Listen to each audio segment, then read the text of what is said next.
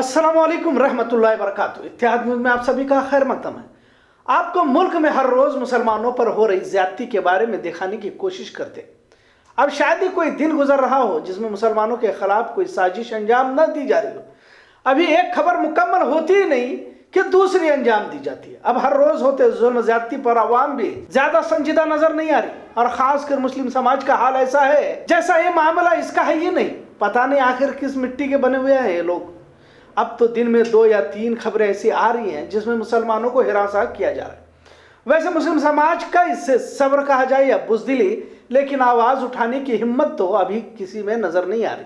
अब तो सरकारी तौर पर भी निशाना बनाया जा रहा है। सरकारी तौर पर इसलिए कहना पड़ रहा है क्योंकि इसमें भाजपा के नुमाइंदे, इनके कायद पेश रहते हैं, भले वो धर्म संसद हो या मुसलमानों को गोली मारने की बात हो। योगी आदित्यनाथ जो वजीर आला है, बजाय देश को जोड़ने से ज्यादा तोड़ने की ही फिक्र में रहते हैं, और इन्हें इसी में ज्यादा दिलचस्पी नजर आती है। आपको हमने कल हरदोई यूपी की वारदात को बयान करते हुए कहा था कि मुसलमानों के कब्रिस्तान पर ही अब हिंदुत्ववादियों ने अपना कब्जा बताकर मैयत को दफनाने नहीं दिया, और 2 दिन तक मैयत जनाजे में ही पड़ी रही। खुद हुकूमत ने इसे दूसरे कब्रिस्तान ले जाने की बात कही। मतलब अब मुसलमानों के कब्रिस्तान भी छीन ले जाने वाले हैं क्या? ऐसा सवाल आन खड़ा हुआ है। हरदोई के कस्बा मल्लावा के मिर्जापुर मोहल्ले में रहने वाले 55 साल के मोहम्मद यामीन की मंगल के रोज सुबह बीमारी की वजह से इंतकाल हो गया। इनके घर वालों ने 4 बजे जनाजा लेकर कब्रिस्तान पहुंचे। कब्रिस्तान कमेटी के जिम्मेदार शोएब आलम के मुताबिक बीजेपी के लीडरों के करीबी राकेश चंद्र गुप्ता ने मैयत को दफनाने ही नहीं दिया, और कब्रिस्तान की जमीन को भगवान श्री ठाकुर जी महाराज ट्रस्ट की होने का दावा किया। खासकर मुसलमानों से यह बात कहना जरूरी समझूंगा, तुम खूब अय्याशों में मुब्तला रहना। तुम्हारे इदारे, मदरसे, मस्जिद पर कब कौन अपना कब्जा बता देगा, इसका तुम्हें ख्याल भी नहीं रहेगा। और वैसे भी तुम्हें ख्याल है कहाँ?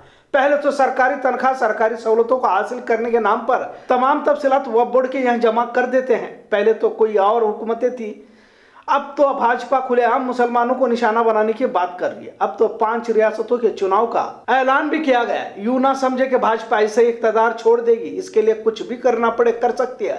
भाजपा लीडरों की मौजूदगी में जब नस्लकशी की बात करते हैं और भारत को म्यांमार बनाने की बात खुले मन से कही जाती है तो कुछ तो होगा। ऐसे ही महज डराने के लिए ना समझा जाए। और इन्हीं बातों की कड़ियां हर रोज होती मुस्लिम मुखालिफ सरगर्मियों से कहीं तो जुड़ती नजर आ रही है। कारोबार, नौकरियों को भी निशाना बनाया जा रहा है। छत्तीसगढ़ अंबिकापुर में पूरे गांव वालों को मुसलमानों के खिलाफ मुहिम चलाकर समाजी माशी बाइकाट करने की कसम खिलाई गई, और ये वीडियो भी वायरल हुआ है। अब एक नया ड्रामा यह भी देखा जा रहा है कि तमाम वीडियो वायरल होने के बाद किसी की गिरफ्तारी की जाती है, तब तक इंतजामिया खामोश रहता है। सवाल पूछने पर फरियाद दर्ज नहीं होने की बात कही जाती है। अगर वही दूसरे समाज का और खासकर अकलियती समाज का कोई फर्द हो तो इस पर मुकदमे दर्ज किए जाते हैं। बेंगलोर में मुस्लिम टीचर के खिलाफ आज फरियाद दर्ज की गई। पता है किस लिए? इसमें उन पर इल्जाम लगाया है कि बीटीएम लेआउट की ऑर्किड इंटरनेशनल स्कूल में मुस्लिम टीचर ने 2 बच्चों को अल्लाह के नाम से दुआ करने के लिए कहा। यानी कि यहां पर धर्म परिवर्तन का इल्जाम लगाकर इस टीचर पर मुकदमा दर्ज करने की बात सामने आई है। खैर, इल्जामात तो बहुत लगाए जाते हैं और बहुत लगाए भी गए हैं, लेकिन तमाम तफ्तीश के बाद फर्जी मामला सामने आया। स्कूल इंतजामिया भी खैर मुस्लिम टीचर के साथ खड़ी रही। मामला खत्म तो हुआ, लेकिन सवाल तो वही है, क्या किसी इदारे में काम करने वाले के साथ यूं ही परेशान किया जाएगा? क्या मुसलमानों को अब किसी भी जगह तहकीक और तफ्तीश का सामना हर रोज करना पड़ेगा? आजकल कोई भी आता है और इल्जाम लगाता है, फिर सफाई देने का दौर शुरू हो जाता है। कोई भी कब्रिस्तान और मस्जिद की जगह पर अपना दावा करता है। आज एक और मामला मंजर आम पर आया है। 7 जनवरी को झारखंड धनबाद में भाजपा कारकुनान के जरिए दिन दहाड़े और सरेआम मुस्लिम नौजवान को पीटने, थूक कर चटवाने और जय श्री राम का नारा लगवाने वाला वीडियो वायरल हुआ है। आप सभी ने देखा होगा। धनबाद गांधी चौक में भाजपा की जानिब से पंजाब मामले को लेकर एहतजाज किया जा रहा था। वहां पर मुस्लिम नौजवान को पकड़कर थूक चटवाने और जय श्री राम का नारा एक भीड़ की जानिब से लगाकर पीटा गया। इस मॉब लिंचिंग पर भले ही कार्रवाई का भरोसा दिलाया गया हो, लेकिन जिस तरह मॉब लिंचिंग का पैगाम भाजपा ही देना चाहते थे वो तो दे दिया। और आगे बढ़ते हुए मुस्लिम खवातीन की बोली लगाने और तौहीन आमोज तस्वीरों को शाया करने वाले बुल्ली ऐप के अहम मुजरिम नीरज बिश्नोई ने दिल्ली पुलिस कस्टडी में खुदकुशी की कोशिश की।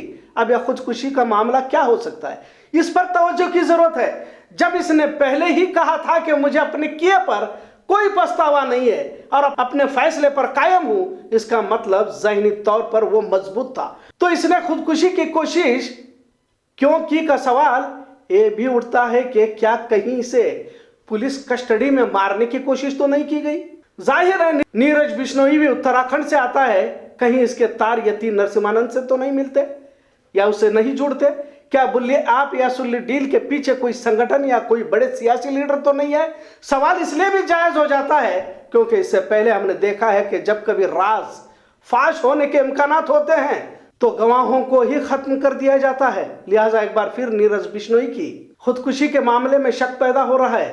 तहकीक जारी है, इंतजामिया भी चौकन्ना होने की बात कही जा रही है, लेकिन जिसने अपने बयान में किसी तरह का अफसोस ना होने की बात कही थी तो फिर खुदकुशी क्यों करना चाहता है या कोई मारना चाहता है, इसकी तहकीक संजीदगी से होनी चाहिए। कुल मिलाकर बड़े मनसूबाबंदी के साथ तमाम वारदातों को अंजाम दिया जा रहा है और 5 रियासतों के चुनाव इन्हीं तशद्दुद नफरत की फिजा पर तो परवान चढ़ाए जाते हैं। अवाम को फैसला लेना होगा कि मुल्क के संविधान की हिफाजत कैसे की जाए, क्योंकि संविधान बचेगा तो ही ये मुल्क बच सकता है।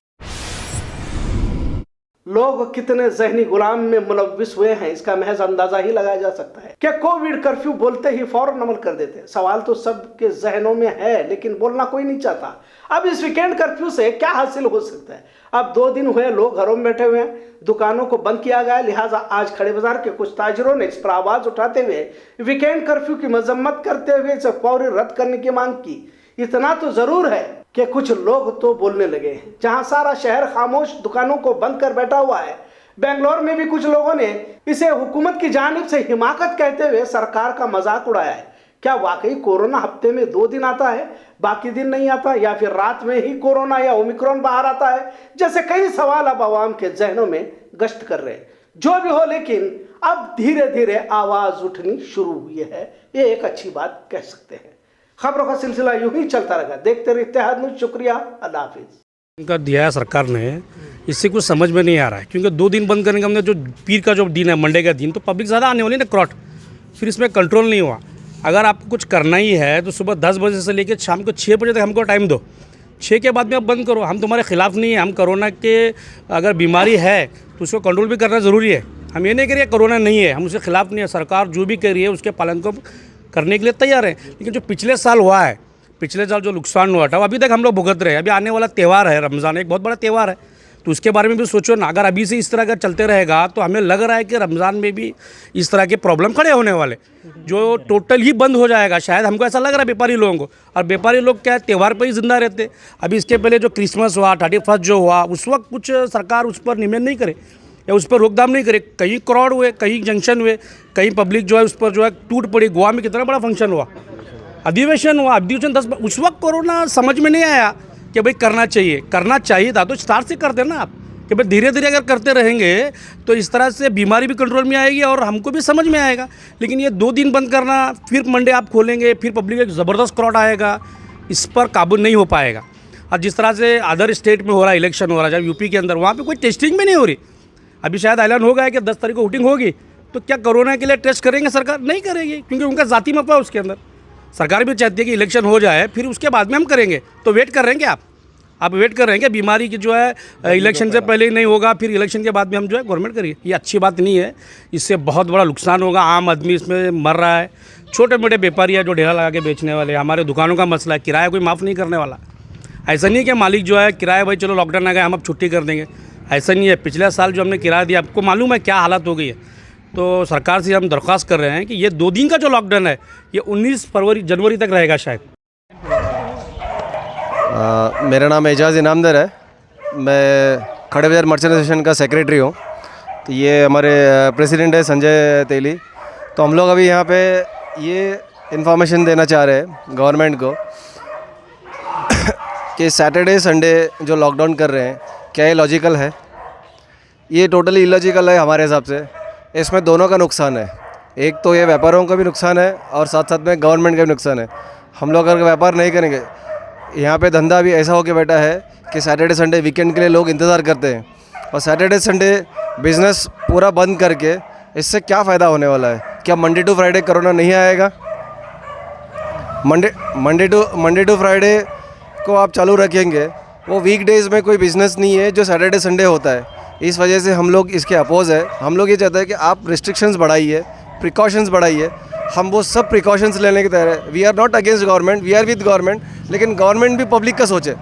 गवर्नमेंट पब्लिक का क्या सोच रही है? सैटरडे संडे को आप लॉकडाउन करके बोल दिया, आपने बंद कर दिया, सारा नुकसान जो होता है, ना गवर्नमेंट हमें कोई जीएसटी माफ़ कर दी है, ना गवर्नमेंट हमें कोई टैक्सेस माफ़ कर रही है, ना गवर्नमेंट हमें कोई लाइट बिल माफ़ कर दी है, ना पानी का बिल। सारे कलेक्शंस पूरे मंथ के बराबर लेते हैं। अगर आप इस तरह से सैटरडे संडे लॉकडाउन करेंगे तो इसका बहुत नुकसान होगा, इस पर बहुत असर पड़ेगा। जो रोज़मर्रा की ज़िंदगी जो जीने वाले हैं, जैसे अभी हमारी दुकानों पे जो लेबर लोग हैं, उन लेबर को पेमेंट तो हमें पूरी देना है। हम उनके अगर सैटरडे संडे काट के देंगे तो नहीं चलेगा।